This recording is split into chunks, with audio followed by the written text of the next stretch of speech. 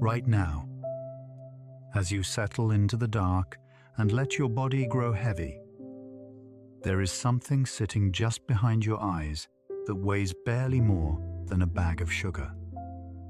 Around 1.5 kilograms of soft, folded tissue. And it is quietly drinking up nearly 1/5 of all the energy your entire body burns. 1/5. From a thing about the size of 2 clenched fists held together. And here is the part that almost nobody expects. As you drift down towards sleep tonight, that hungry, humming organ is not about to power down for the night. It is about to change shifts. It is about to start doing work that it simply is not allowed to do while you are awake. For almost the whole of human history, people assumed the exact opposite. They assumed that sleep was the moment the lights went out, that the brain, like a tired animal, lay down and went still, and that nothing very much happened in there until morning came along and switched it back on again.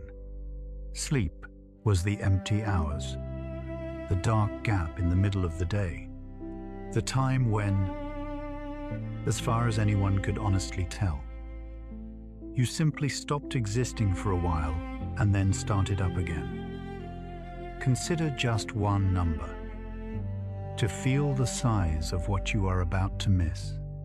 Tonight, while you lie there, seemingly inert, your brain will not simply drift along in one even, restful state. It will sink and rise, and sink and rise again, moving through a fixed, orderly sequence of completely distinct phases. Something like 4 or 5 or 6 separate times before dawn, each full loop taking around 90 minutes. And each loop carrying your mind through inner territories as different from one another as a quiet city is from a deep forest. You will travel through every one of them tonight, several times over. And in the morning, you will remember not a single step of the journey. And it is a perfectly reasonable thing to believe that nothing happens. Because from the inside, that is exactly what it feels like. You close your eyes, and then, with no sense at all of any time having passed, it is morning. The whole night is just gone, wiped clean. So of course people thought nothing was happening. Of course it felt like the brain had clocked off and gone dark until dawn. But it had not even slightly. And this is not a poetic way of speaking. Not some lovely image to lull you off to sleep. This is something that has been measured directly with real instruments, with small metal electrodes resting gently against real human scalps, picking up the faint electrical murmur of a living brain. And when the machines finally became sensitive enough to listen properly, they heard something genuinely astonishing. They heard a brain that, in sleep, was anything but quiet. A brain that was, in some ways, busier asleep than awake. So that is what we are going to do tonight. We are going to follow your brain down into the dark, slowly, layer by layer, and look at everything it gets up to while you are lying there apparently doing nothing at all. We will take it very gently, and we will start right at the very beginning, because the beginning is where all of this makes the most sense. There is no need to hold on to every thread. If you drift off somewhere in the middle of it, that is not a failure on your part. That is precisely the point. The ideas will still be here in the morning, and the brain you are learning about will simply carry on with its night's work, exactly as it has done every night of your life. Because by the end, I think you will see something rather beautiful. You will see why a third of your entire life, spent lying still with your eyes closed, is not wasted time at all, but is quite possibly the most important work your body ever does. And you will see that this is, in the most literal sense imaginable, a story about you, about the thing that is happening right now, a few centimeters behind your eyes, as the day finally loosens its grip and you begin, slowly, to let go. Now, to understand how strange the truth turned out to be, you have to understand just how completely everyone had misjudged it. For centuries, sleep sat in a kind of blind spot. The greatest thinkers wrote about dreams and about the soul. But the actual machinery of sleep, the question of what the brain was physically doing in those hours, was treated as essentially a closed book, a blank. The assumption, almost never questioned, was that the brain at rest was a brain doing nothing, idling like an engine left running in a driveway, waiting for the driver to come back. And the reason that assumption survived for so long is wonderfully simple. Nobody could see inside.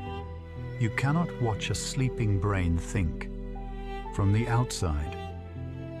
A sleeping person is one of the least dramatic things in the world. The chest rises and falls. The eyes stay shut. Now and then someone shifts and murmurs. That is all. There was no window into the dark. And so people filled the dark with the most natural guess, which was that it was empty. The first person to pry open even a crack of that window was a quiet, intensely private German psychiatrist named Hans Berger. And the way he came to it is one of the stranger stories in science. As a young man, Berger had not dreamed of the brain at all. He had wanted to read the stars. He enrolled at university intending to become an astronomer, to spend his life measuring the distant and the cold and the precise, but he dropped out, joined the cavalry for a year. And during a training exercise, something happened that would quietly redirect the rest of his life. He was riding when his horse reared and threw him, and he tumbled directly into the path of a horse-drawn artillery gun. For one moment, he lay there, about to be crushed under the wheels. And at the last possible instant, the team was hauled to a stop. Just short of him, he was shaken but unhurt. And that, by itself, would have been merely a close call. But that very evening, far away at home, his older sister was suddenly seized by an overwhelming, inexplicable certainty that something terrible had happened to her brother. So strong that she insisted their father send him a telegram to check that he was alive.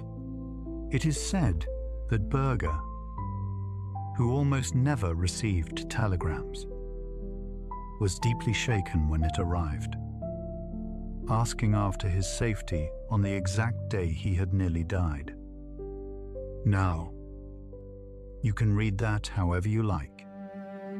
And Berger himself was a careful man, not given to wild claims, but the coincidence haunted him. He became quietly convinced that the brain might somehow radiate energy, that a strong feeling in one mind might leave some faint physical trace that could, in principle, reach another. He wanted to find that trace. He wanted to catch the brain in the act of producing measurable physical energy. And so the would-be astronomer who had wanted to measure starlight turned instead to measuring the faint electricity of the human head.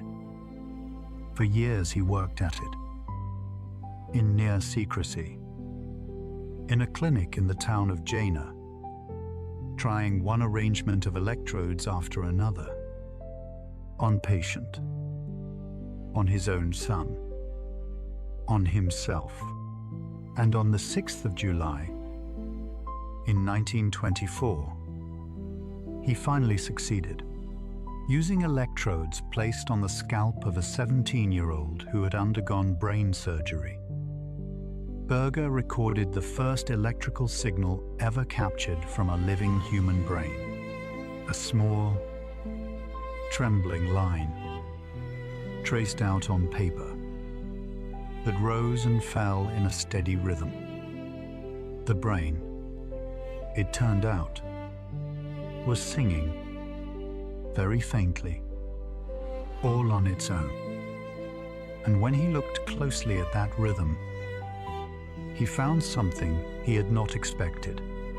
When a person lay calmly with their eyes closed, doing nothing in particular, the trace settled into a smooth, regular wave, repeating about 10 times every second. Berger called it the alpha rhythm, and to this day it is sometimes called the Berger wave in his honor. But here is the curious part. The moment that resting person opened their eyes, or was asked to do a little mental arithmetic, that calm alpha wave would suddenly break apart and flatten out, replaced by a faster, smaller, more ragged pattern he named the beta rhythm. The brain that was supposedly resting produced the strongest, most orderly signal of all. The brain that was working actually looked busier and messier on the page. Not calmer. Sit with that for a moment, because it quietly overturns the whole picture. The resting brain was not silent. It was not idling. It was generating a powerful, rhythmic, electrical song. A song that changed the instant you started to think, doing nothing. It sang loudly, doing something. The song scattered.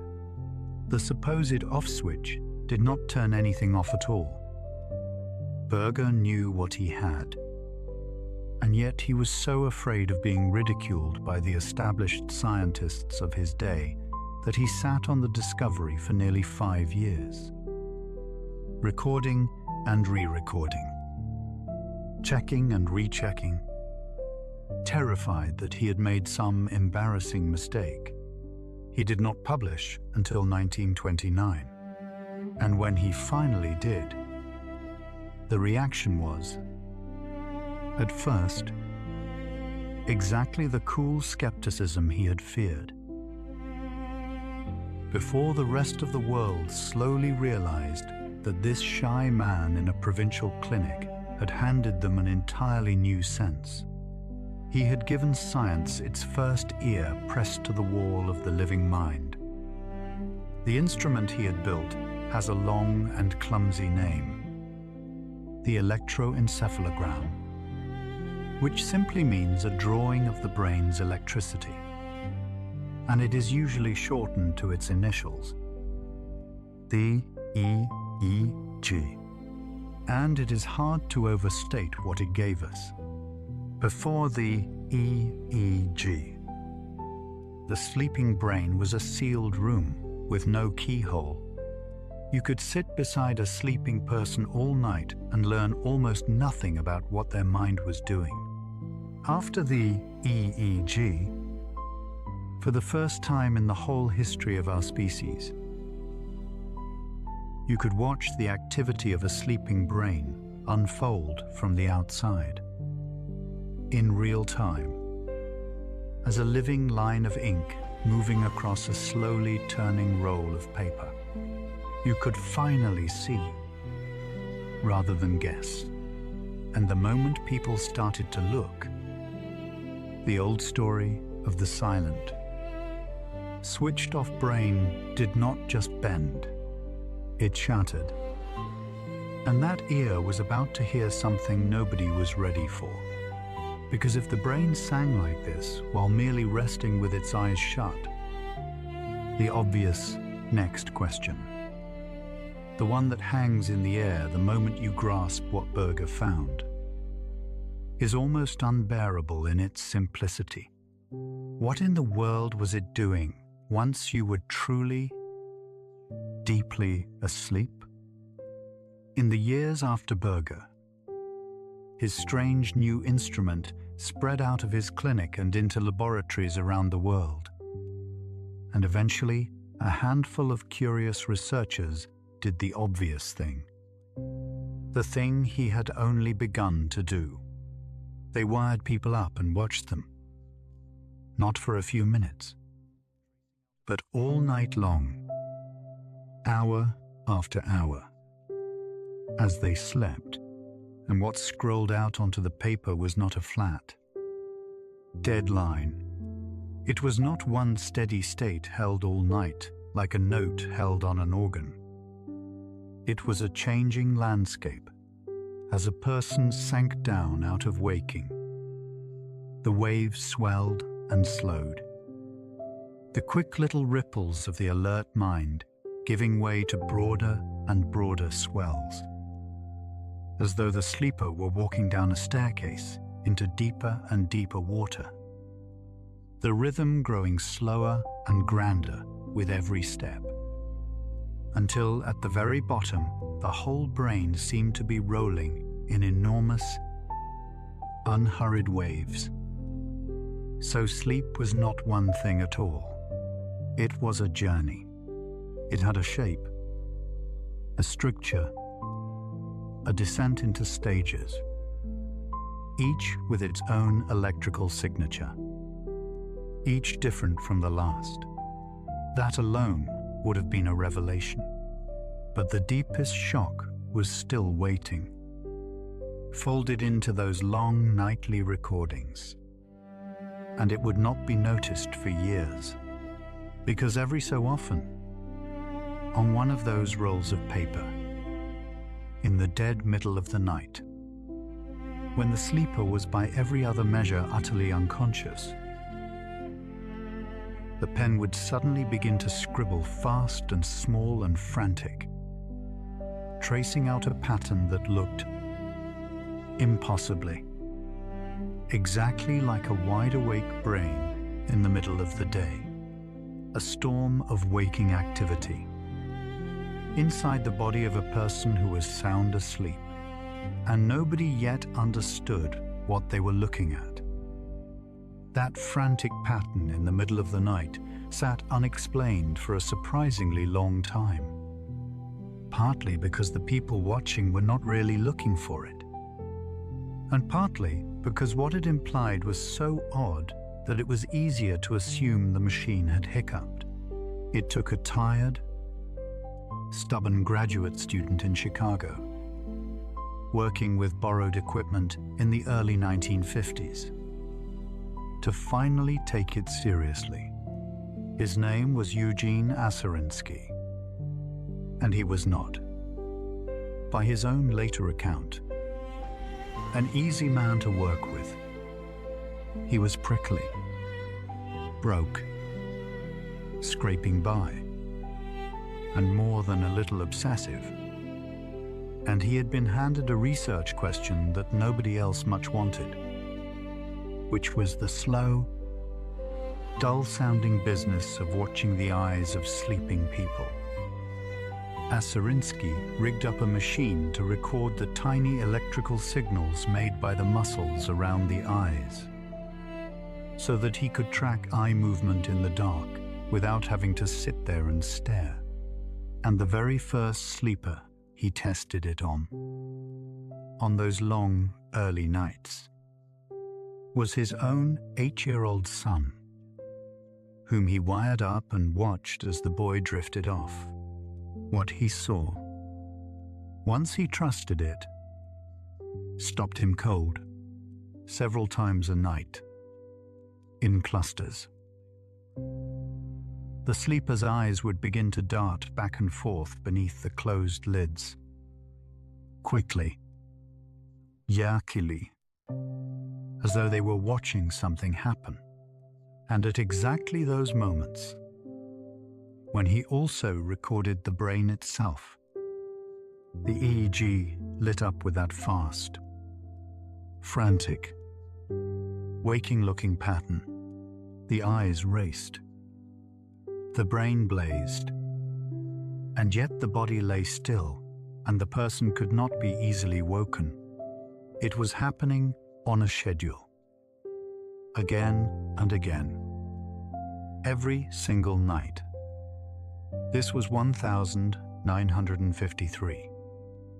And Aserinsky, together with his supervisor, the great pioneer of sleep research, Nathaniel Kleitman, published the finding in a paper in the journal Science that was barely a page and a half long. It is one of the most quietly explosive short papers in the history of biology. They had discovered what we now call REM sleep, named for those rapid eye movements. A name actually coined a little later by another young researcher in the same lab, William Demont. And in finding it, they had blown the old picture to pieces. Because here, plainly, on the paper, was proof that the sleeping brain was not idling at all. Several times a night it was roaring with activity, as alive as a waking mind, while the sleeper lay there, apparently dead to the world. There is a small, very human detail in this story that I love, because it tells you what an unsettling time it was to be doing this work. Kleitman, the senior man, ran a strict and slightly nervous laboratory, and he had a standing rule, born of the anxieties of his era, that women were not to be used as overnight sleep subjects, for fear of any whiff of scandal attaching to the lab. When Dement wanted to wire up his own sweetheart for a recording, he had to get special permission. And the condition was that Aserinsky stay in the room all night as a chaperone. That is the slightly comic, slightly poignant atmosphere in which one of the foundational discoveries about the human mind was made. A few underpaid people in borrowed rooms, watching each other sleep through the night, and stumbling onto the fact that none of us is ever really switched off at all. It took a few more years, and a French researcher named Michel Jouvet, working in Lyon at the end of the 1950s, to put a name to just how strange this state really was. Jouvet studied it carefully and concluded that this REM sleep was not simply a lighter or deeper shade of ordinary sleep. It was something else entirely, a third state of existence, as distinct from ordinary sleep as ordinary sleep is from waking. He called it paradoxical sleep. And the paradox is right there in the name. By the measure of the brain, the sleeper looked wide awake. By the measure of the body, the sleeper was more profoundly switched off than at almost any other time. The muscles gone limp and unresponsive. A body that could not move housing, a brain that was running hot. We will come back to that strange, dreaming country later tonight, because it sits at the very bottom of our journey, and it holds the deepest mystery of all. But for now, hold on to the shape of what these people found, because it is the shape of everything that follows. Sleep is not an off switch. Sleep is a place your brain goes to do specific jobs, in a specific order. Jobs it cannot do while you are busy being awake and walking around in the world. The lights in the building only look like they're off. Step closer. Press your face to the glass, and you can see movement inside. There is a night shift in there. And tonight, slowly, we are going to walk through the whole building and meet every member of the crew, starting at the front door, with the simple and oddly mysterious question of how you fall asleep in the first place. Because falling asleep is itself a kind of magic trick, and you perform it almost every night without the faintest idea how. Think about it. You cannot fall asleep by deciding to. Not directly. You cannot grit your teeth and force unconsciousness the way you can force yourself to stand up or hold your breath.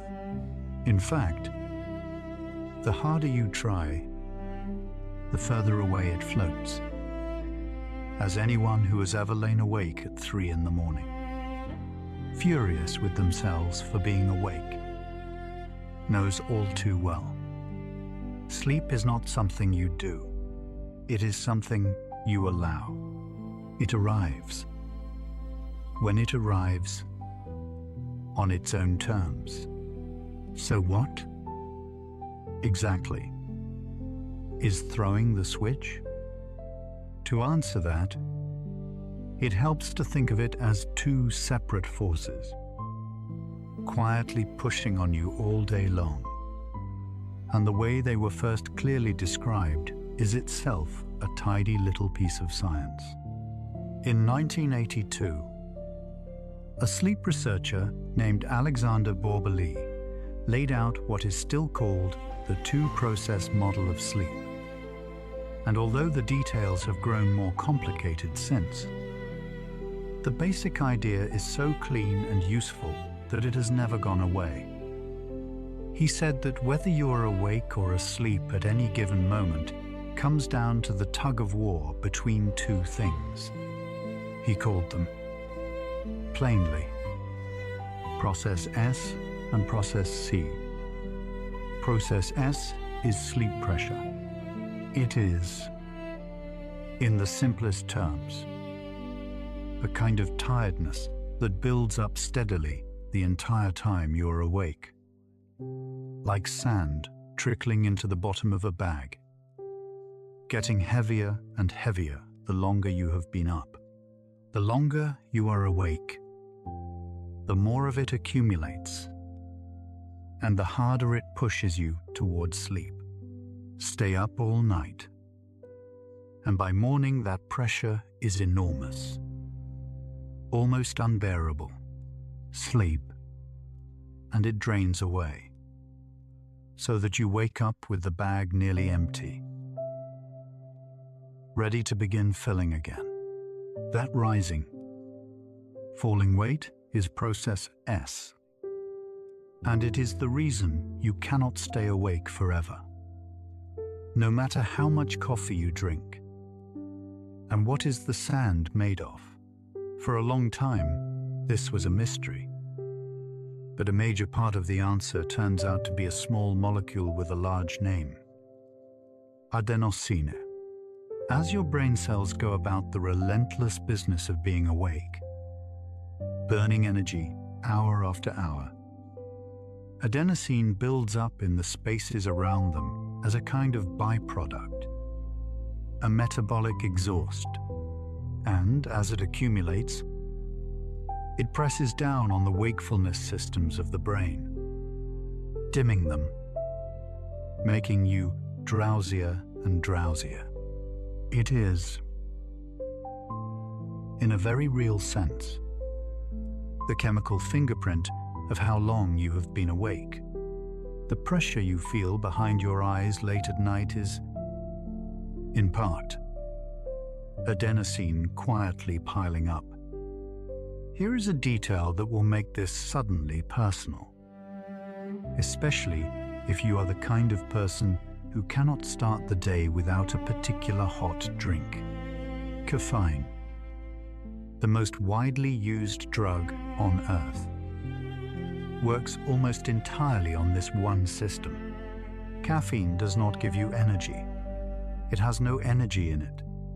What it does is slip into the very docking points on your brain cells where adenosine is supposed to land. And it sits there, blocking them, like a key that fits the lock but will not turn it. The adenosine is still there, still building up, still calling out that you are tired. Caffeine just covers the brain's ears. And when it finally wears off and lets go of those locks, all that accumulated adenosine comes flooding in at once. Which is exactly why a cup of coffee too late in the afternoon can leave you wired now and then crash you into a wall of tiredness a few hours later. You did not escape the sleep pressure. You only postponed the bill.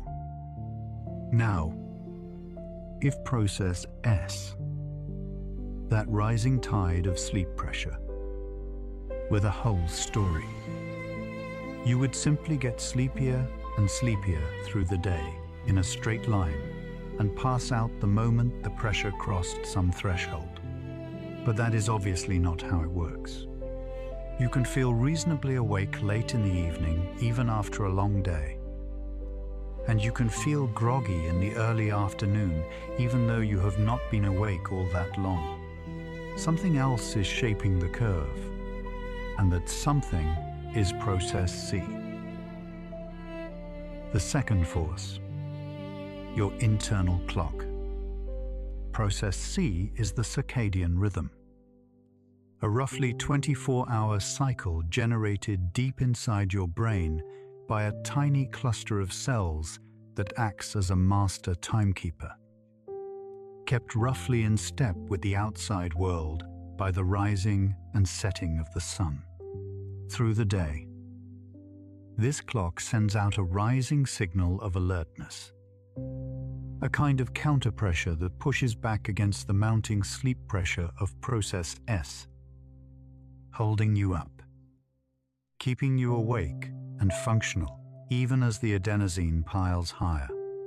And then, as evening comes and the light fails, that alerting signal begins to withdraw. The clock stops holding you up, and at that moment, with the counter pressure gone, the full weight of a whole day's accumulated sleep pressure comes down on you all at once, and you finally, gratefully, begin to fall.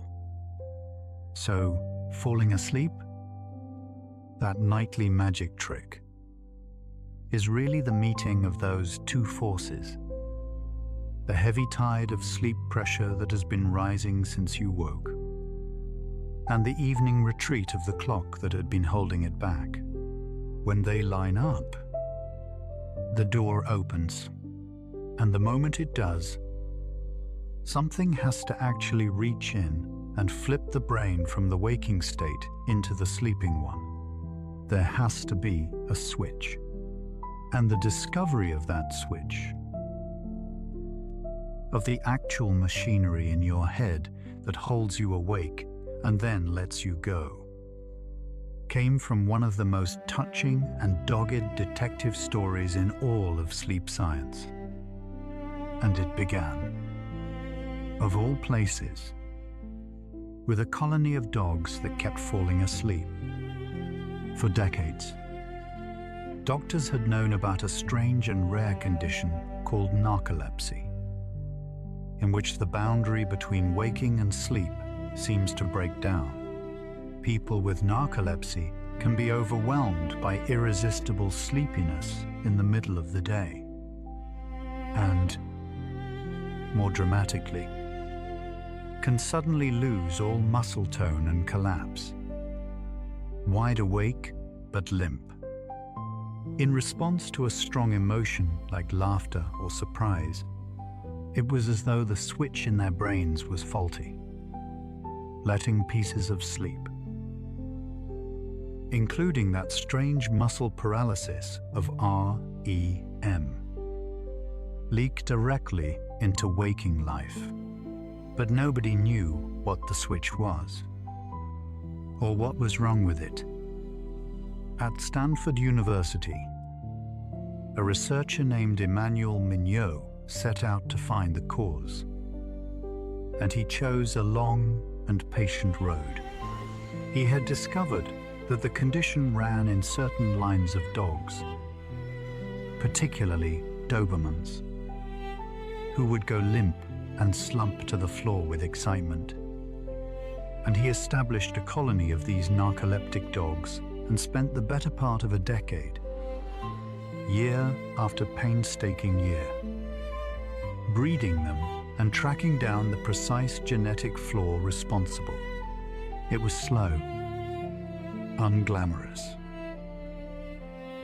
expensive work, the kind that does not make headlines while it is happening, the kind that requires a peculiar faith that the answer is in there somewhere if you just keep going. And at almost the same time, from a completely different direction, two other teams of scientists, working on entirely separate questions, stumbled onto a previously unknown chemical messenger in the brain, made by a small group of cells buried deep in a region called the hypothalamus. Two labs found it nearly at once. In 1998, and not knowing of each other's work, they gave it two different names that are both still used today: hypocretin and orexin. At first, nobody was sure what it was for. It was just a new signal of unknown purpose, made by a tiny population of cells. Then the threads came together in a way that must have been thrilling to live through. Mignot's long hunt finally cornered the gene responsible for narcolepsy in his dogs, and it turned out to be the receptor for this very molecule, the lock that orexin was meant to fit into. In parallel, another team found that mice engineered to lack orexin entirely developed something that looked unmistakably like narcolepsy, collapsing and dropping into sleep at the wrong times. And soon after,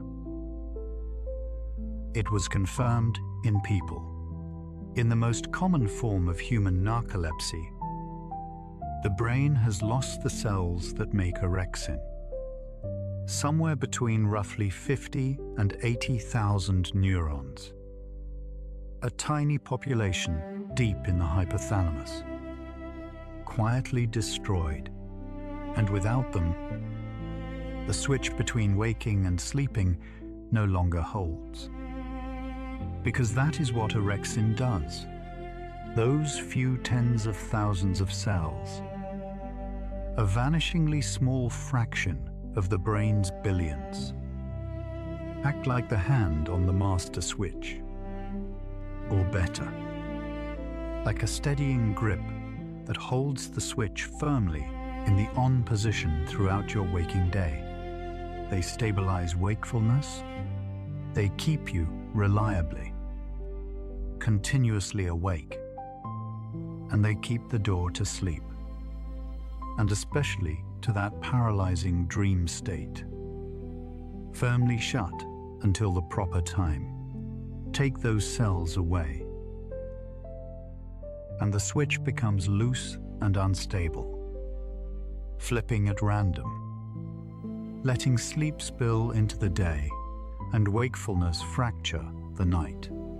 The astonishing thing is how much of your steady, unremarkable sense of simply being awake rests on so few cells, working silently, all day, every day, to hold the line. And at night, as sleep pressure rises and the clock withdraws its support, the brain's sleep-promoting machinery gains the upper hand, quietens those wake-stabilizing cells, and the grip on the switch finally relaxes. Sleep-promoting neurons release a calming, inhibitory signal that hushes the arousal systems. The lights in the waking parts of the brain dim one by one, and you tip over the edge. The hand comes off the switch. The night shift can begin. And as you cross that threshold, you enter the very first and lightest room of sleep. A shallow, drifting borderland that lasts only a few minutes, where the brain is neither quite awake nor fully gone. This is the doorway, and almost everyone has felt the strange little event that can happen right here, on the very edge. As you slip across, you know the feeling. You are sinking pleasantly into the mattress. Your thoughts have started to come loose and wander into something not quite a dream. And then, out of nowhere, your whole body gives a sudden violent twitch, a falling sensation, a jolt as though you missed a step on a staircase, and you snap back awake with your heart going. That little event has a name. It is called a hypnic jerk, or a sleep start, and almost everyone has felt it. It is one of the few moments where you actually catch your own brain in the act of changing gears, of handing control from the waking systems to the sleeping ones, and not quite managing the handover cleanly. Nobody is completely certain why it happens, which is itself a charming reminder of how much remains unknown about something so ordinary. One appealing idea is that as your muscles go slack and your body begins to power down at the threshold of sleep, some watchful, ancient part of the brain briefly misreads that sudden limpness as falling, as a real loss of balance. The way an ancestor dozing in a tree might genuinely have begun to fall, and it fires off an emergency jolt to catch you. A false alarm, a last reflexive grab at a branch that is not there. Whatever the true reason, it marks the spot. It is the brain stepping over the threshold, from the waking room into the first room of sleep. This first room is the shallowest stage, the lightest sleep there is. And on the EEG, it shows up as the calm alpha rhythm of relaxed waking, breaking apart and giving way to slower, smaller, more irregular waves. It lasts only a few minutes, usually no more than 5, and it makes up just a small slice of your night. It is barely sleep at all. If someone wakes you out of it, you may insist you were never asleep in the first place, that you were only resting your eyes. Your thoughts here grow strange and drifting, fragmentary little images and half ideas that do not connect. The loose, dissolving logic of a mind letting go of the wheel. This is the antechamber. You do not stay long. Within a few minutes, you sink down out of it and into the stage where you will actually spend the largest share of your entire night, and where the night shift truly begins its work. this next room is deeper, and it has a character all its own. And it is, in terms of sheer time, the most important room in the building, because across a full night you will spend roughly half of all your sleep right here. Half. If sleep is a country, this is its largest territory by far, and yet it is the stage almost nobody ever talks about. The quiet, unglamorous middle. Neither the headline-grabbing deep sleep nor the dreaming drama of REM. It just patiently fills up most of the night.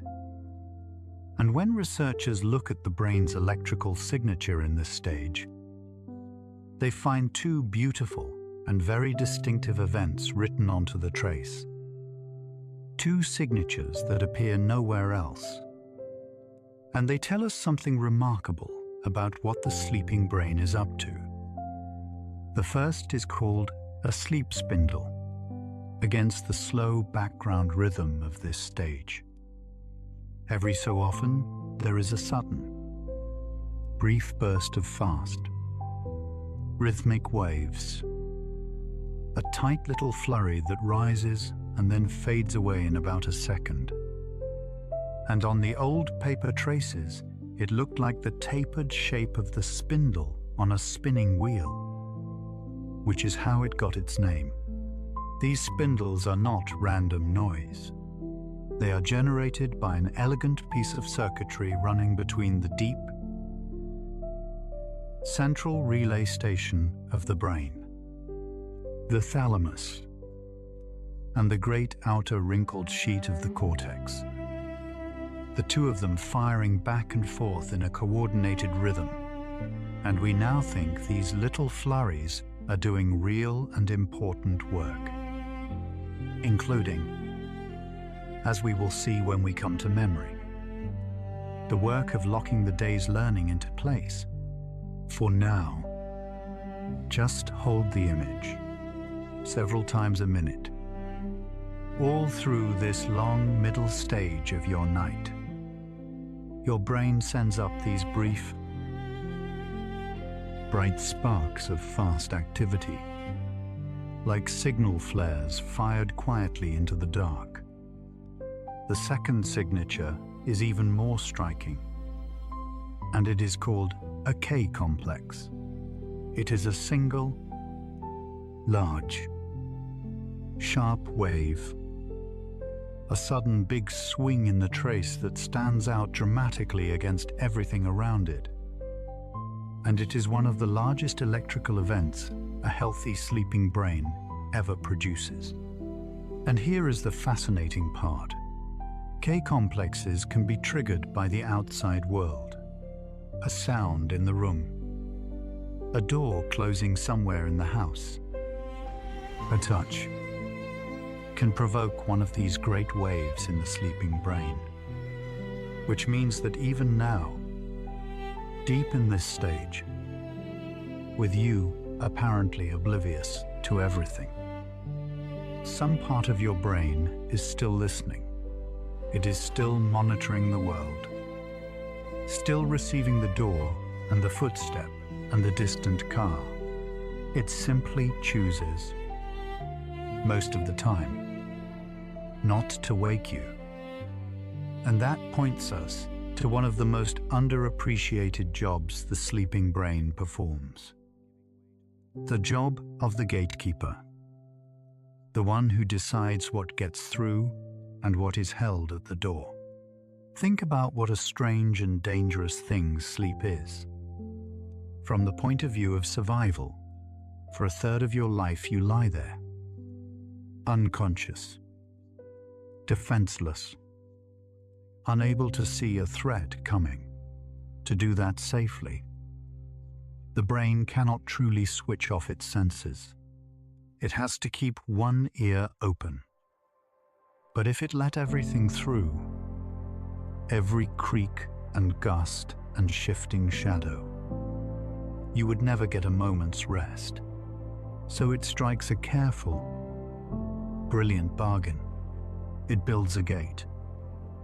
That gate is run, in large part, by the thalamus, that central relay station the spindles run through. In waking life, the thalamus is an open door, faithfully passing the flood of sensory information from your eyes and ears and skin up to the cortex, where it becomes your conscious experience of the world. As you fall into this stage of sleep, the thalamus begins to close that door, damping down the stream, muffling the outside world so that the brain can get on with its inner work undisturbed. But it does not close the door completely. It leaves it ajar. And it keeps watch. And it is selective in a way that is genuinely uncanny. You have felt this selectivity yourself, even if you never named it. A parent will sleep soundly through traffic, through thunderstorms, through a partner's snoring, through the loud and meaningless churn of the night, and then come instantly and fully awake at the first small cry of their child from the next room, a sound far quieter than the rain. The sleeping brain is not simply muffling everything equally. It is sorting.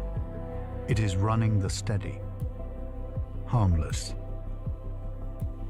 familiar sounds against some inner template of what matters, letting the meaningless ones dissolve into a K-complex that protects your sleep, and flagging the meaningful ones, the ones that might be a threat or a call for help, for immediate escalation to full waking. Your name, spoken softly across a noisy room, can do it. The smell of smoke can do it. A quiet brain, it turns out, is still standing guard. So this great middle stage of sleep, the one nobody talks about, is anything but idle. It is the brain settling into its work behind a half-closed door, posting a sentry, firing up those rhythmic spindles, holding you in a stable, protected unconsciousness while keeping just enough of a thread to the world that it can yank you back if it truly must. It is the night shift locking the front door and pulling down the shutters, not to abandon the building, but so that the real work can finally begin in earnest, undisturbed. And the real work, the deepest and in some ways the most astonishing labor of the entire night, happens when you sink down out of this stage and into the one below it. The lowest, heaviest, slowest level of sleep there is. This is where the brain's electrical song slows almost to a crawl, into great rolling waves unlike anything in waking life. This is the bottom of the staircase, and it is down here, in the deepest dark, that the cleaners arrive. When you reach the deepest stage of sleep, the brain does something it never does while you are awake. Something almost eerie in its orderliness. Through the day, the billions of cells in your cortex fire in a restless, chaotic chatter, each doing its own thing. A vast crowd all talking at once. But down here, in the deepest sleep, that crowd falls into step, enormous. Slow waves of electrical activity begin to roll across the entire surface of the brain. The whole cortex rising and falling together in a stately rhythm of less than 1 beat per second. So large and so slow, they are called delta waves, or simply slow waves. millions upon millions of neurons going quiet together, then active together, then quiet again, in great synchronized swells, like the whole brain breathing as one. This is the most profound unconsciousness of the night. It is hardest of all to wake someone from here. And if you do manage it, they will be groggy, thick-tongued, disoriented, dragged up from somewhere very far down. For a long time, this deep, slow stage was simply called restorative sleep. In a vague and hand-waving way, everyone could see that it was the part of the night you craved most after being deprived. The part the body claws back first when you have not had enough. The part that seems to matter for feeling genuinely refreshed rather than merely conscious.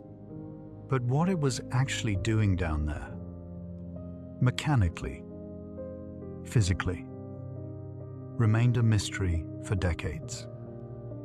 The honest answer was that nobody really knew why the deepest sleep restored you. They only knew that it did.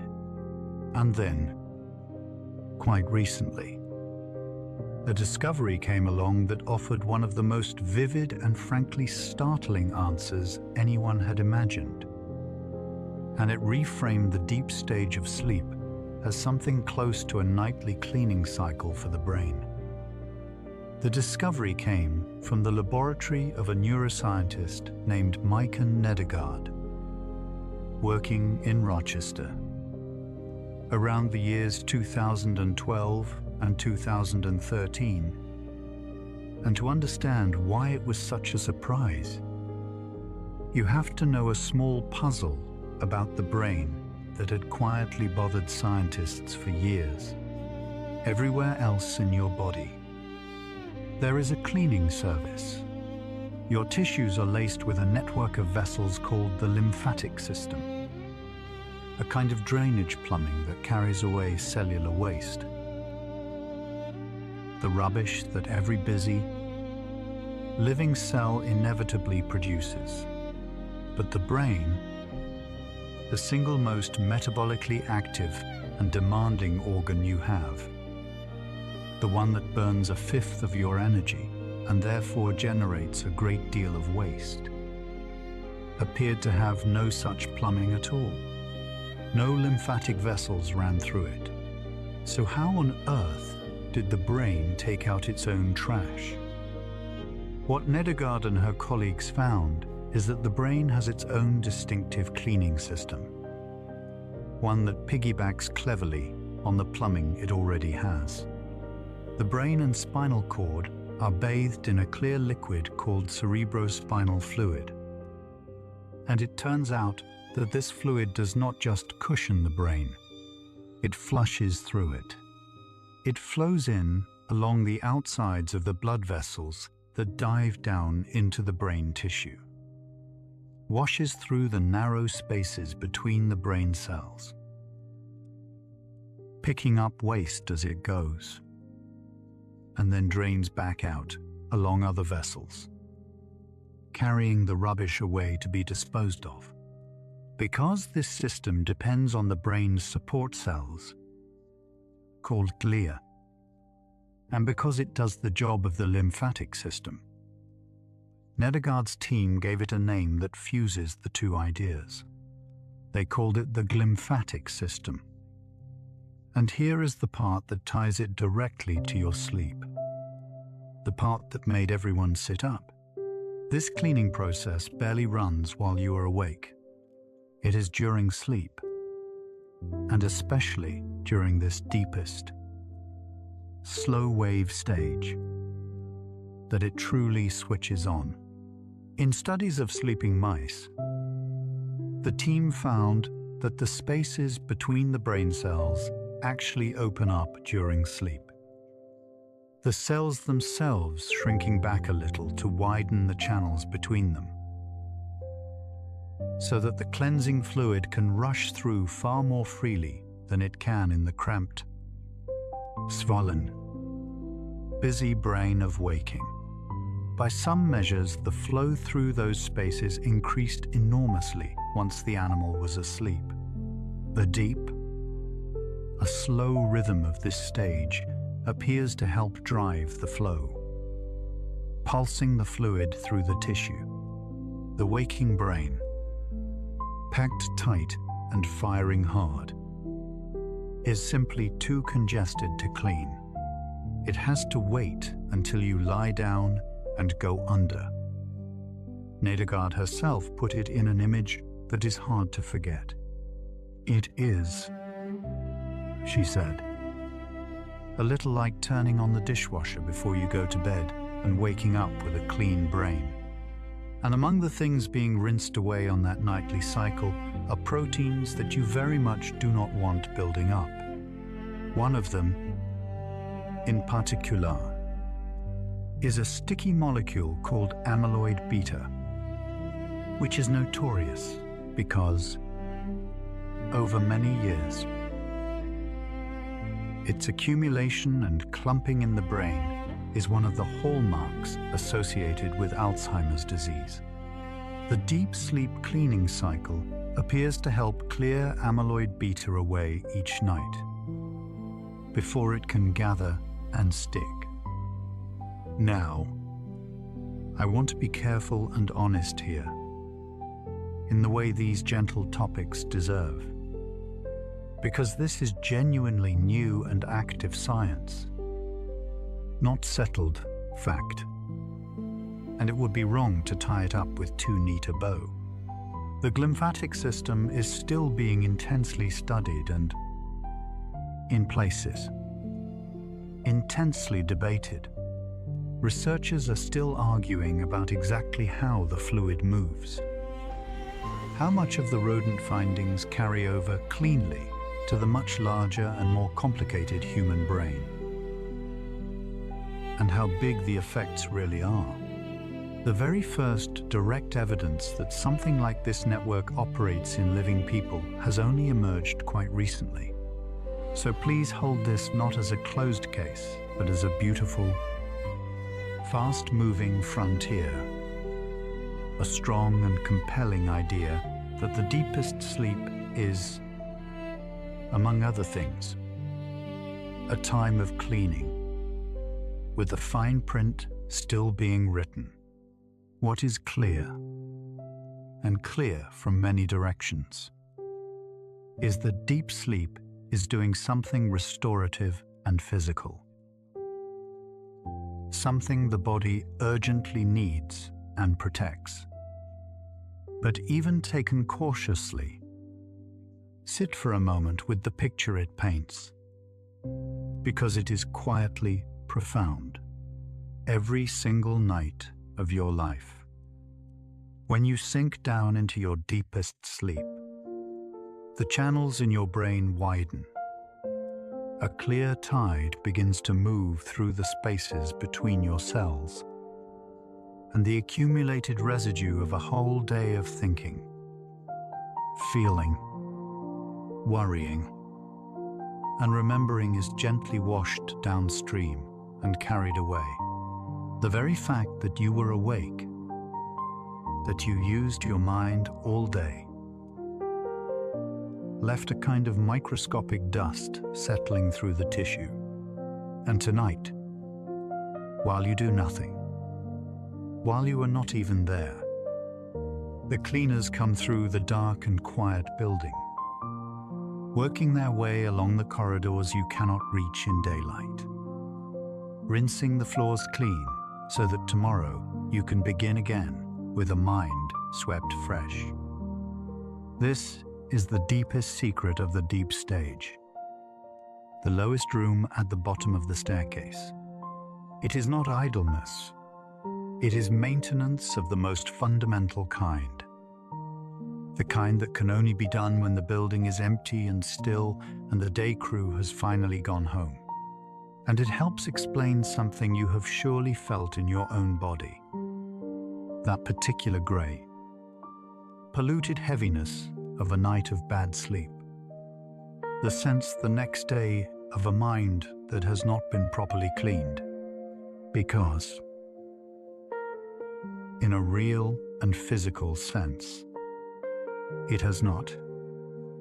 And yet cleaning is only one of the jobs being done in the dark, because while the cleaners move through the corridors below, something else is happening on another floor of the same building. That is, if anything, even more remarkable, up in the offices. A quiet, meticulous crew is going through everything that happened to you today, sorting it, filing it, deciding what to keep forever and what to let fade, while your body lies still and your deepest brain rolls in its great slow waves. Your memories are being moved. There is a piece of folk wisdom so old and so common that it lives in many languages at once. When you face a hard decision, or struggle to learn something, or cannot quite see your way through a problem, people tell you to sleep on it. And the striking thing, the thing that should give you pause, is that this turns out to be not merely a comforting saying, but a precise and accurate description of a real biological process. You genuinely do learn in your sleep. Not in the silly sense of playing a language tape under your pillow, but in a deeper sense. The skills you practice today, the facts you studied, the route you walked for the first time, the face you met, all of it is quietly strengthened, sorted, and woven into the fabric of who you are during the night, while you lie there doing nothing. Sleep is when the day is filed. To understand how, you need to know that your memory is not one single thing in one single place. When something happens to you, the first, fresh, a fragile record of it is laid down in a small, curled structure deep in the brain, shaped a little like a seahorse, which is why it carries the Latin name for seahorse. The hippocampus. The hippocampus is a fast learner. It grabs the events of your day quickly, holds them, the where and the when and the what of each new experience. But it is not built for permanent storage. It is more like the front desk of a vast library, where today's new arrivals are piled up, labeled, and held temporarily. If everything stayed there, the desk would overflow within days. The lasting home for a memory is elsewhere, spread out across the great outer sheet of the cortex, woven into the immense web of everything else you already know. And the problem the brain has to solve every single night is how to move the day's new memories from the temporary front desk of the hippocampus into the permanent, deep archive of the cortex, without losing them and without scrambling everything that is already filed there. The way it does this is one of the most beautiful findings in modern neuroscience.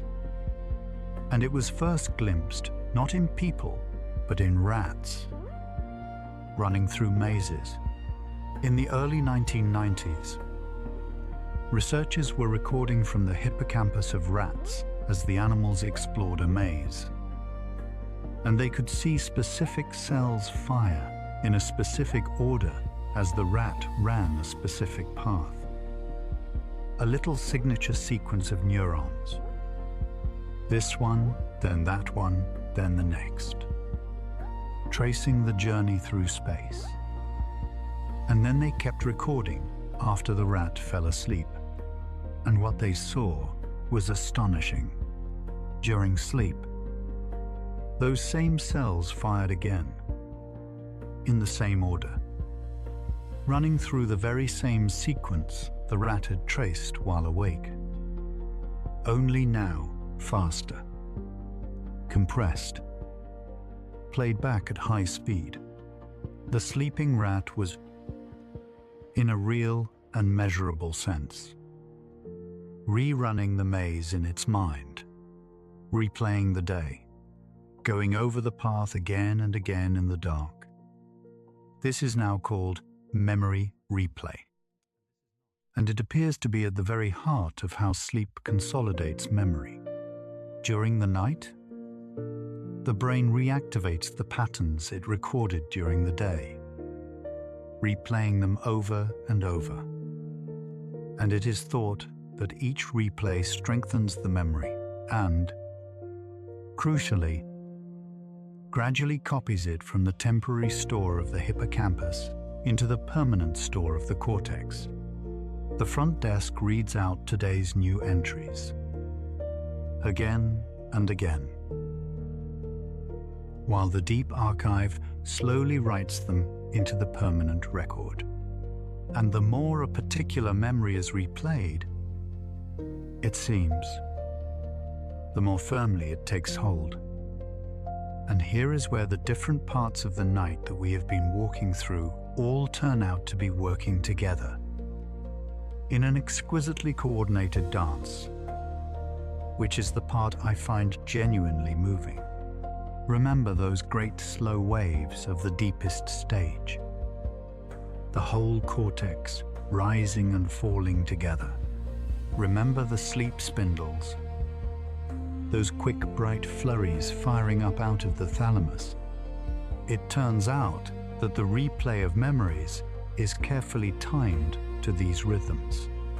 Deep in the hippocampus, the replay happens in tiny, intense bursts of activity called sharp wave ripples. Fast little ripples of firing in which a whole remembered sequence is squeezed out in a fraction of a second. And these ripples do not fire at random. They are nested, precisely, inside the rising phase of the great cortical slow waves, and braided together with the spindles, so that the moment the hippocampus shouts out a memory, the cortex is in exactly the right receptive state to catch it and write it down, with a spindle there to help stamp it into place. Picture it as a conversation, a handover happening in the dark, in perfect rhythm. The slow wave of the cortex is like a great tide coming in, and on the crest of each wave, the hippocampus whispers a fragment of the day.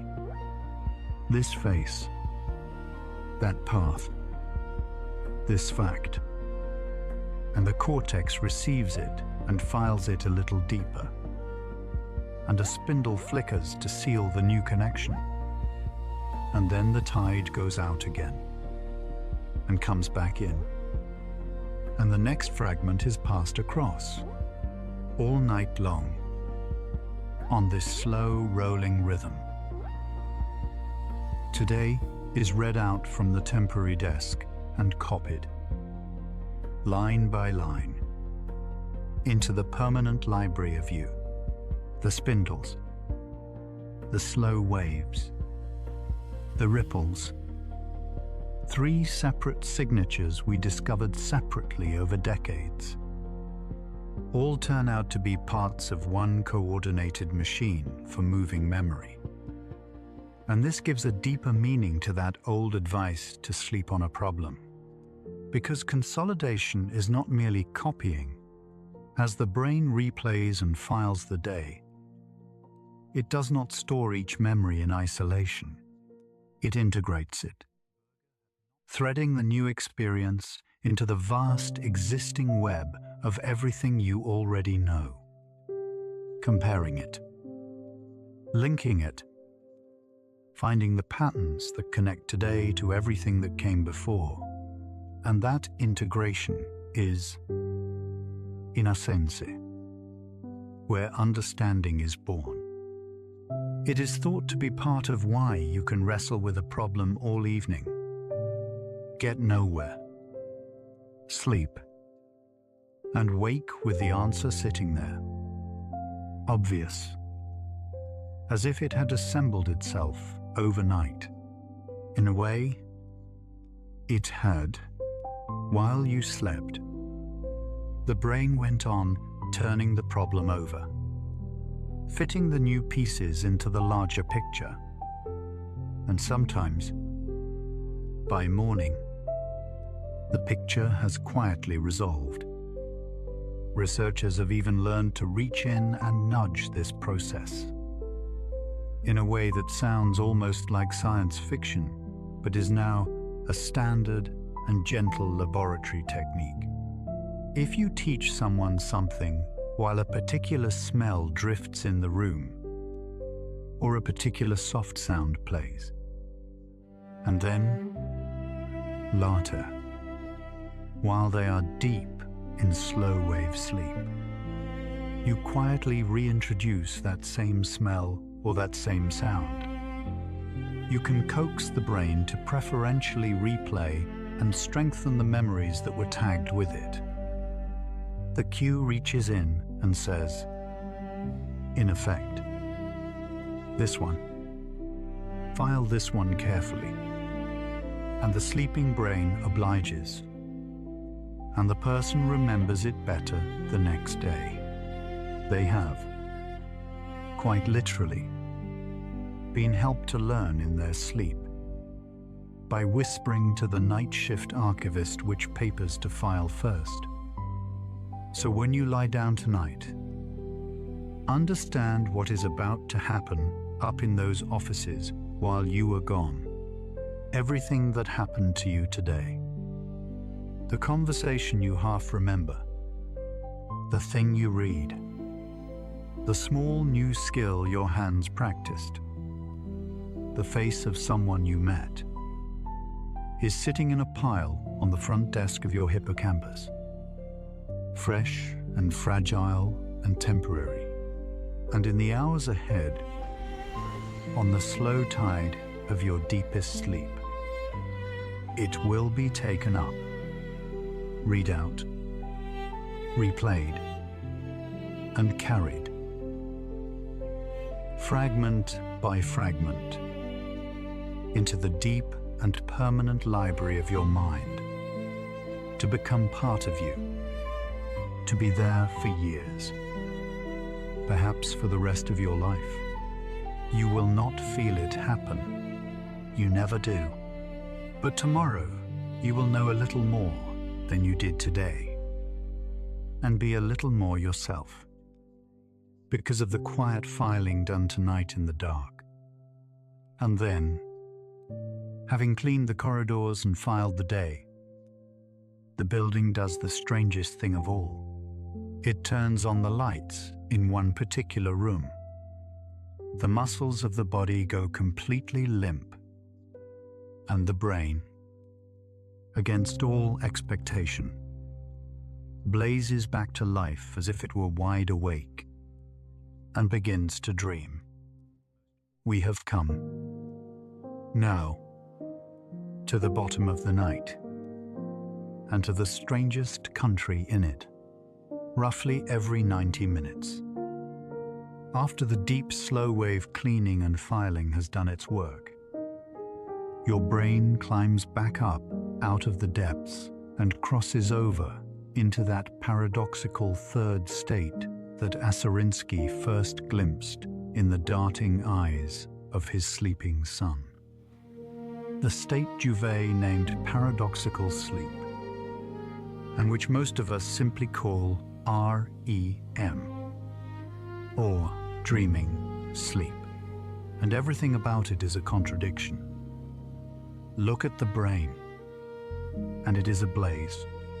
The great slow waves are gone, replaced by fast, low, irregular activity that looks on the trace, almost indistinguishable from a wide-awake mind. Some regions of the brain are firing even more intensely than they do in waking. The visual centers are alight. The emotional centers are alight. The brain is consuming energy at a furious rate. By every electrical measure, this is a brain wide awake, and yet the person is utterly unconscious and harder to rouse, in some ways, than in lighter sleep. The eyes flick back and forth behind the lids, watching scenes that are not there. And the body, meanwhile, has been switched off almost completely. This is the most extraordinary feature of dreaming sleep, and it is worth pausing on, because it is one of the quiet marvels of your biology. During REM, your brain sends a signal down through the brainstem that all but paralyzes your body. Your major muscles go completely limp, slack, unresponsive, held in a state called atonia, which simply means without tone, without tension. For the duration of each dream, you are, in effect, paralyzed. You cannot move, and this is not a malfunction. It is a deliberate and vital safety mechanism, one of the most elegant pieces of engineering in the whole of sleep. Because in REM, your brain is generating a vivid, fully immersive, often physically active experience. Running, fighting, falling, fleeing, and it is generating the motor commands to match. If those commands reached your muscles, you would act out every dream, thrashing and running in your bed, a danger to yourself and to anyone beside you. So the brain throws a switch that cuts the line between the dreaming mind and the moving body. The theater is brilliantly lit and the play is in full swing, but the actors are strapped to their seats, allowed to imagine the action but not to perform it. We know this is the reason, because we can see what happens when the mechanism fails.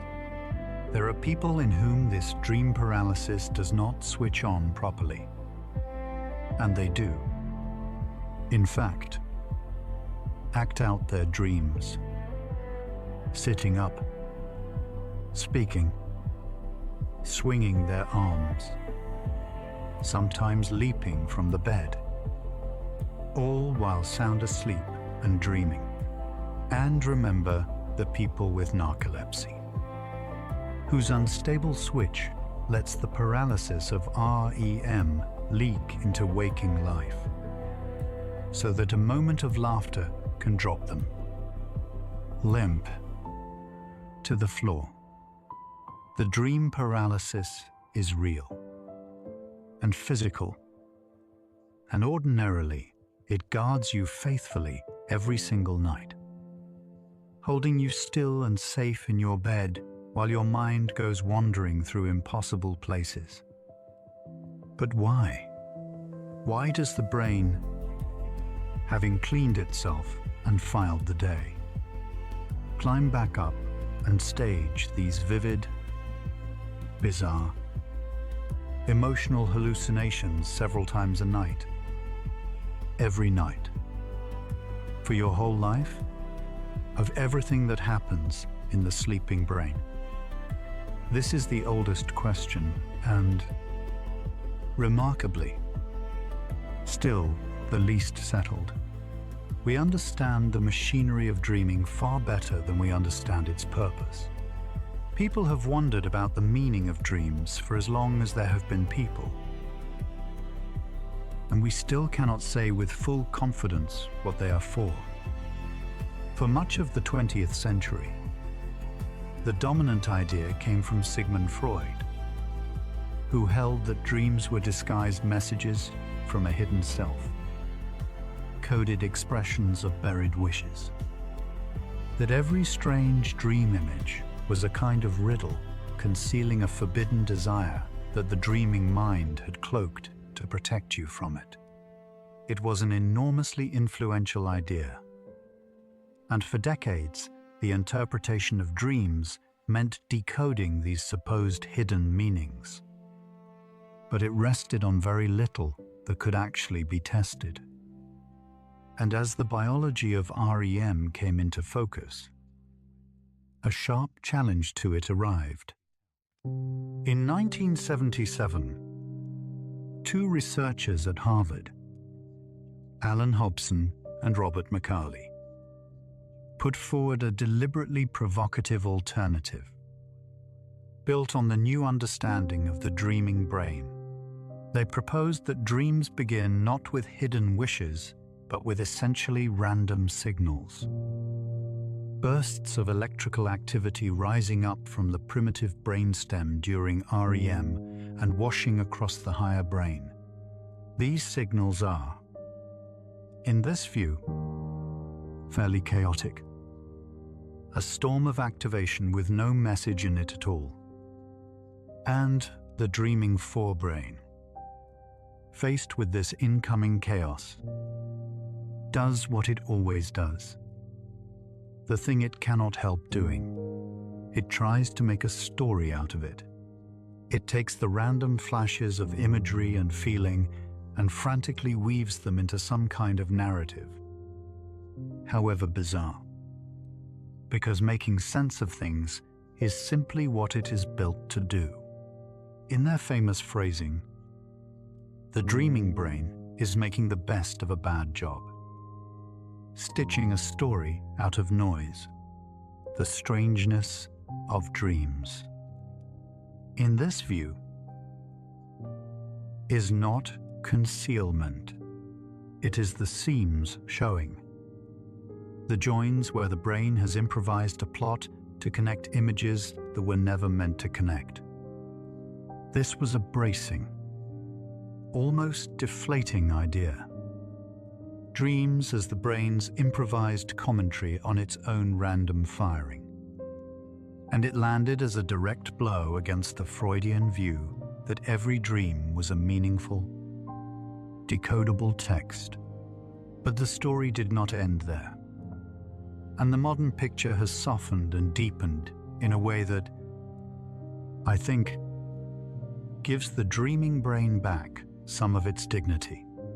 Because even if dreams begin in something like random activation, what the brain chooses to do with that activation, what it pulls in to make the story, is anything but random. It reaches into your memories, your worries, your unfinished feelings, the residue of your day and your life, and increasingly, researchers suspect that REM, sleep and dreaming, play a real role in processing emotion, in the overnight work of taking the raw, charged experiences of the day and slowly digesting them. There is a lovely idea, supported by a growing body of work, that dreaming sleep acts as a kind of overnight therapy during REM. The brain reruns the emotional experiences of recent life, but it does so in a particular chemical environment, with the levels of certain stress-related signaling chemicals turned right down, so you get to revisit the difficult, frightening, or painful material of your waking life again, in a calmer, safer internal state, gradually stripping the sharp emotional sting from the memory while keeping the lesson of it. It is thought to be part of why time heals. why a grief or a shock that feels unbearable can become, after many nights, something you can hold and look at without being overwhelmed. Each night, perhaps, the dreaming brain takes the hardest feelings of the day and works them over. A little softer each time, filing not just what happened, but learning to live with how it felt. And there is reason to think dreaming helps with more than emotion. That it is also where the mind does some of its most creative work, throwing together ideas that would never meet in the orderly daylight, finding strange and unexpected connections, which is part of why people across history have woken from dreams with melodies, with solutions, with the seed of an invention, with the daytime logic loosened and the gatekeeper standing down. The brain is free to wander into associations it would normally never make. And now and then, it stumbles onto something true. But I want to be honest with you, here at the deepest point of the night, because this is where honesty is most beautiful. We do not fully know why we dream. We have good ideas. Emotional processing, memory integration, the byproduct of a brain making sense of its own noise. And they are probably all partly true and woven together. But the complete answer still eludes us. Michel Jouet, the man who first recognized dreaming sleep as a separate state of existence, who spent his whole life studying it, said near the end that the function of dreams remained still an unsolved mystery. And there is something fitting, even comforting, in that this thing your brain does every night, this private theater it stages for an audience of one, several times a night, for your entire life. A theater you will mostly forget by morning, remains, at its heart, genuinely unknown, the most familiar experience in the world. And we still cannot fully say what it is for. So here is the whole shape of your night, now, laid out from top to bottom. You fall through the doorway, past the hypnic jerk. You settle into the long middle stage behind the half-closed gate. Spindles flaring, a sentry on watch. You sink to the very bottom, into the great slow waves.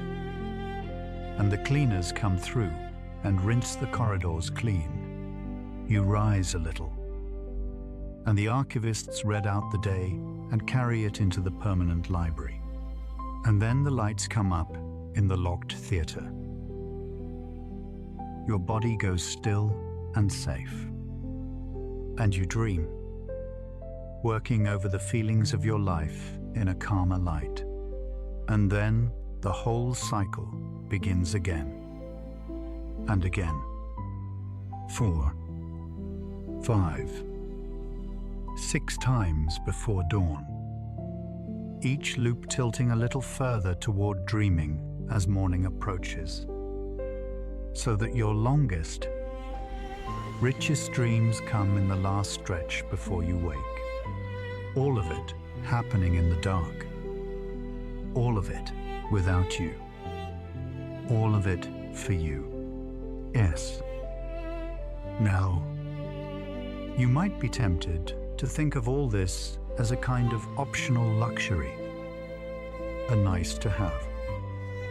The sort of thing it is fine to skimp on when life gets busy.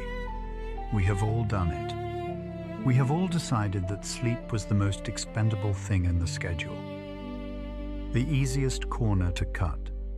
So it is worth asking, gently, What actually happens when the night shift is not allowed to clock in? What happens when you lock the building and send the crew home before they have finished? Night after night. The answer is that the work simply does not get done. And the consequences show up everywhere. Because every job we have walked through tonight is a job you genuinely need. Think about what each missed shift costs. If the gatekeeper and the deep, slow waves never get their full turn, the cleaning is cut short, and the day's residue is left to settle a little deeper. If the archivists are sent home early, the day is not properly filed, and the memories of recent days stay fragile, half-stored, easily lost. If the dreaming theater never fully opens, the raw feelings of your life do not get their overnight processing, and they stay raw, sharp, harder to carry. You wake from too little sleep, not simply tired, but with a brain that has fallen behind on its own essential maintenance. And you can feel every piece of this, even if you never named it. After a poor night, your attention frays. Small things slip. You read the same sentence 3 times. Your reactions slow, which is precisely why driving while badly sleep-deprived is so genuinely dangerous. In some studies, comparable to driving while impaired by drink, your brain quietly blinking out for fractions of a second without your permission, your mood thins and curdles. Things that would normally roll off you become unbearable, because the emotional processing that should have happened in the night did not happen. And you are facing the day with yesterday's feelings still undigested and today's landing on top of them. New things are harder to learn, because the front desk of your memory is still cluttered with material that was never filed. The whole system runs degraded. And the longer it goes on, the worse it gets. I want to be measured here, because sleep is a topic where it is very easy to frighten people. And fear is the last thing you need as you are trying to drift off. So let me simply say what the evidence broadly supports. And no more. The research increasingly suggests that, over the long run, consistently good sleep is one of the most powerful and underrated things you can do for the lasting health of your brain and body.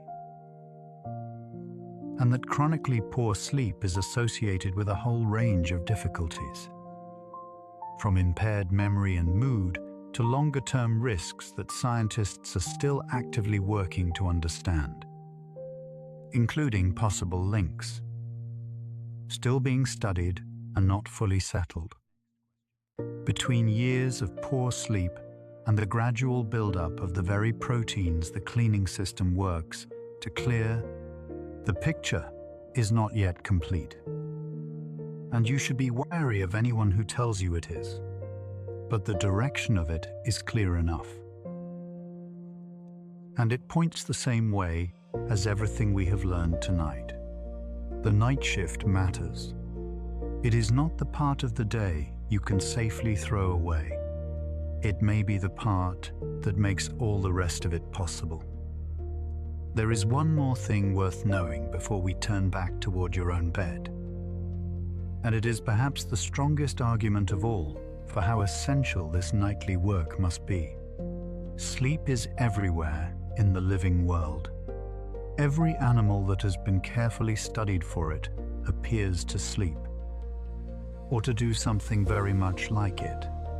Cats and dogs sleep, plainly, but so do birds, and fish, and reptiles, even creatures with tiny, simple nervous systems, insects, and small worms, and jellyfish,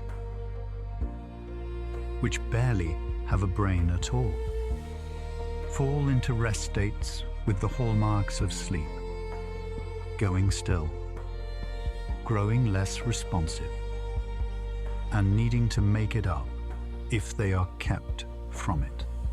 Some animals have evolved astonishing tricks to manage it. Dolphins and some birds can sleep with one half of the brain at a time, one hemisphere going under while the other stays awake to keep swimming or to watch for danger, so that they never have to switch off completely. They will go to almost any length rather than skip it. Think about what that tells you. Sleep is dangerous. An animal asleep cannot watch for predators, cannot hunt, cannot feed, cannot guard its young. By the cold logic of survival, any creature that could safely do without sleep should have abandoned it long ago and outcompeted the rest. And yet, across hundreds of millions of years and almost every branch of the tree of life, nothing has been able to give it up. Whatever the night shift is doing in there, it is so fundamental, so non-negotiable, that life has chosen to lie down helpless in the dark for a third of its existence rather than go without it. That is how important the work is. That is how much your brain needs the hours it is about to begin. But I do not want to leave you with worry, because the truth underneath all of this is not a warning. It is something close to wonder. And it is the thing I most want you to carry down into sleep with you tonight. So let the facts and the names and the dates fall away now. All the Bergers and Asarinskis and Niedergords, all the spindles and ripples and waves, and come back, simply, to your own body, lying here, in the dark, right now. Because everything we have spent this whole night describing is not a story about other people, or about laboratories, or about mice in mazes. It is a story about what is happening inside your own skull.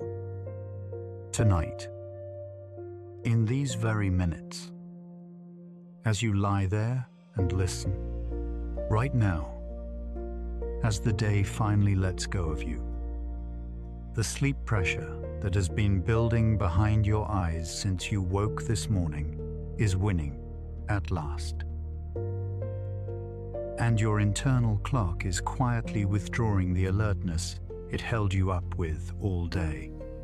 Right now, that small grip on the master switch, those few tens of thousands of cells that held you awake through everything today, is beginning, gently, to relax. The hand is coming off the switch, and as it does, the building you have been hearing about all night is coming to life around you, in the dark, in your own head. In a little while you will slip through the doorway, perhaps with one last small falling jerk, and the great gate of your senses will swing halfway shut. Posting its quiet sentry to listen for anything that truly matters and to let everything else dissolve, you will sink down and down into the slow rolling waves at the bottom. And the channels between your brain cells will widen, and a clear tide will begin to move through the corridors, washing today away. The archivists will gather up everything that happened to you, this ordinary, irreplaceable day of your one life, and begin carrying it, fragment by fragment, into the deep library where it will become permanently, lastingly you, and then, a little before you would ever know it, the lights will come up in the theater. Your body will go soft and still and safe.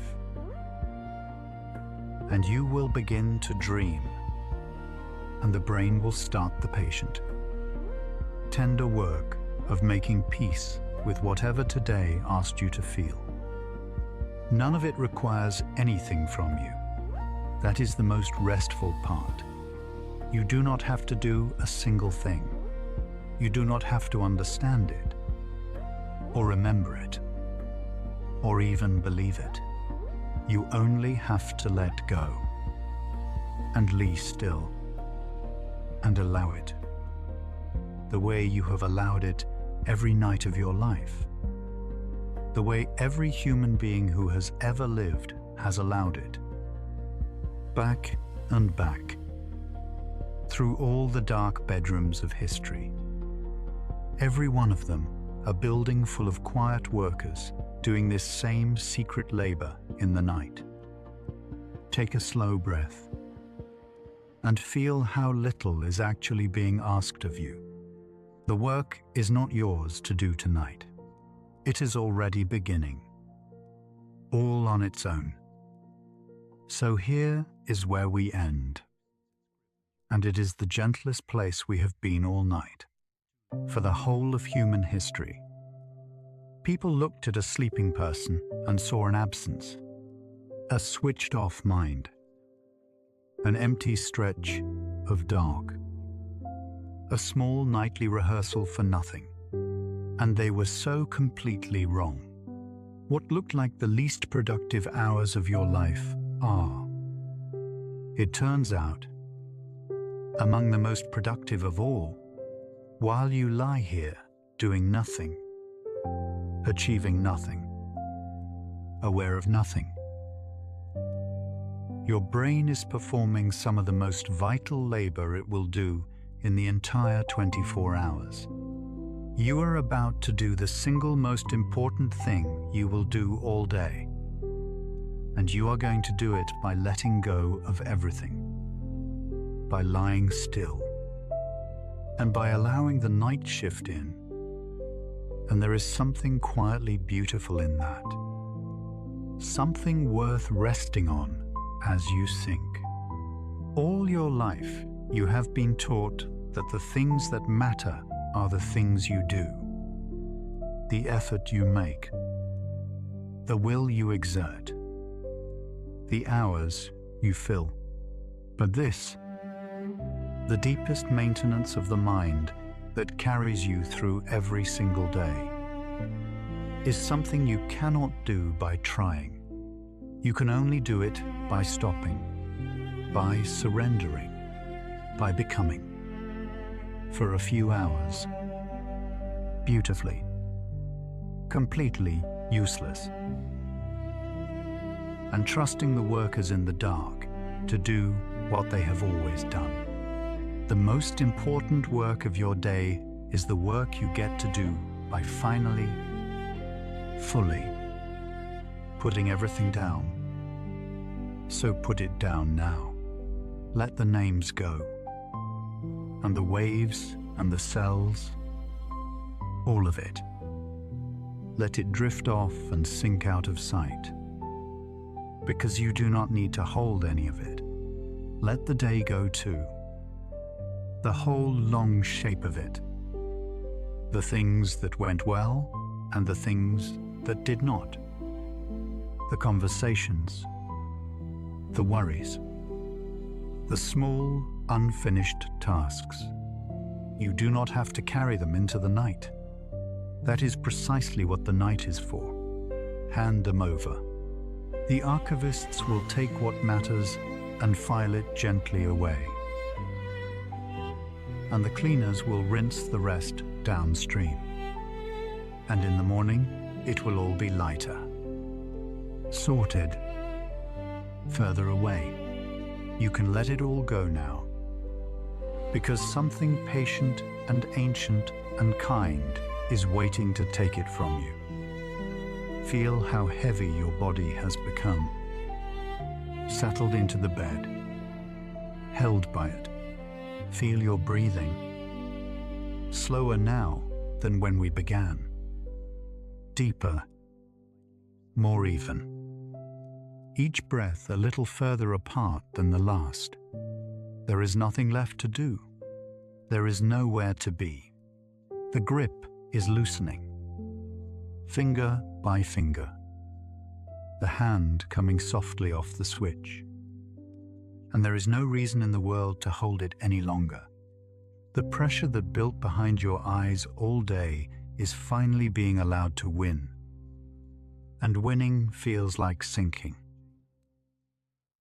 like warmth, like weight, like going down into something soft that has been waiting for you all along. And as you go down, picture, one last time, the building in the dark. The lights look like they are off. From the outside, it seems quiet, still, empty. The windows black, the doors closed. But you know better now. You know that inside, in the warm dark, the night crew is already moving, unhurried and sure, the way they have moved every night of your life and every night of every life before yours. The gate is easing halfway shut. The sentry is taking up its quiet post, listening only for what truly matters, letting everything else fall away. The corridors are being made clean. The day is being carried gently into the great library, and soon the lights will rise in the small theater, and the night's last and longest dreams will play, and your body will lie still and safe in the dark while your mind goes wandering, healing as it wanders. You do not have to watch any of it. You do not have to do any of it. You only have to let it happen. The way you let it happen every night. The way it is already happening now. All on its own. All around you. All for you. So let yourself go down, slowly, into the warm, dark, where the quiet work is waiting. Let the breath grow slow. Let the body grow heavy. Let the day grow far away. There is nothing left to hold, and nothing left to do, and nowhere left to be. But here, sinking, softly, into the dark. There is no hurry now. There is nowhere you have to get to. Each breath can be a little slower than the one before it, a little softer, a little further down. With every breath out, a little more of the day loosens and falls away. With every breath out, the body grows a little heavier, a little warmer, a little more held. You are not falling. You are being lowered, gently, by something that has done this for you every night you have ever lived, and has never once let you go too fast, or too far, or anywhere you were not safe. There is nothing to be afraid of in the dark. The dark is where the kindest work gets done. So you can stop listening now. If you like, you can let these words blur and soften and run together, and slip beneath them. The way you slip beneath the surface of warm water, until they are just a quiet sound somewhere above you, growing fainter, while you go on sinking, slowly, into the warm, and waiting dark. Down past the doorway, down past the half-closed gate, down past the slow and rolling waves, down to the place where the work begins and you are finally, gratefully, allowed to set everything down. Rest now. Let it carry you. Let go and sink and drift and rest and sleep. Sleep.